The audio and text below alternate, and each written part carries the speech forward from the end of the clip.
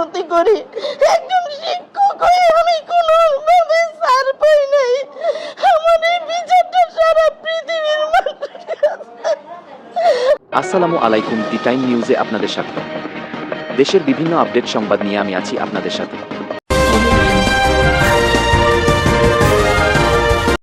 কুমিল্লায় প্রধান শিক্ষিকাকে লাথি মেরে চেয়ার থেকে ফেলে হামলার অভিযোগ। Staff reporter, Comilla. কুমিল্লায় এক সরকারি প্রাথমিক বিদ্যালয়ের প্রধান শিক্ষিকাকে লাথি মেরে চেয়ার থেকে ফেলে দেওয়ার অভিযোগ উঠেছে স্থানীয় এক ব্যক্তির বিরুদ্ধে। এ ঘটনায় এলাকায় ব্যাপক চাঞ্চল্যের সৃষ্টি হয়েছে।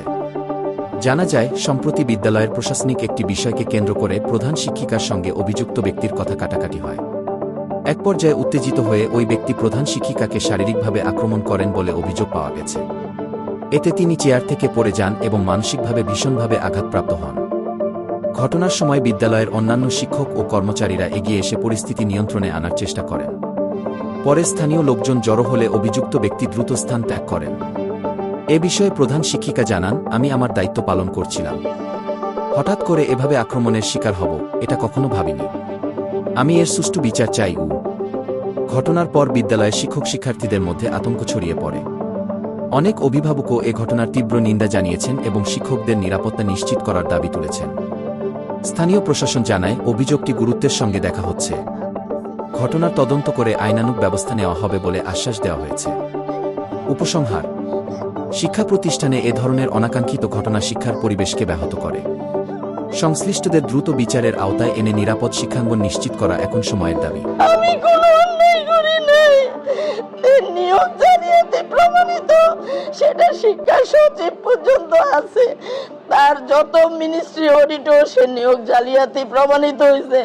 বলি যে আপনারা এমন কিছু করেন না, আমাকে একটু সময় দেন। যেহেতু এটা আইনি প্রক্রিয়ায় চলে গেছে, আমাকে একটু সময় দেন। আমি সময় মতো, আমি এই চেয়ারকে লুপ করি না, চেয়ার আমি ছেড়ে দিব। কিন্তু ওরা এই সুজন, আমিনুল ইসলাম সুজন এবং গ্রামের ইউসুফ, মুসলাম, মাসুম, তারপরে মনু, এখানে অনেক লোক ছিল।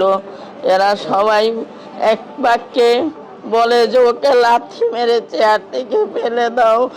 সাথে সাথে আমাকে লাথি মেরে চেয়ারটা থেকে ফেলে দেয়। তারপরে আমার সিসি ক্যামেরার ডিভাইসগুলো ছিঁড়ে আমাকে লাথি দিয়ে ফেলে আরো কয়েকটা লাথি মারে।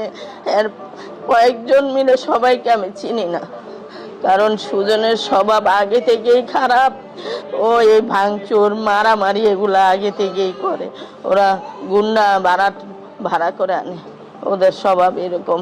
এখানে বিএনপির কিছু লোক ছিল যারা আগে আমার সাথে খুব ভালো ছিল, বলতো এই সুজন স্কুলে আসতে পারবে না, কিন্তু তারাই আজকে আবার ওকে পুনর্বহাল করানোর জন্য স্কুলে এসে আমার গায়ে হাত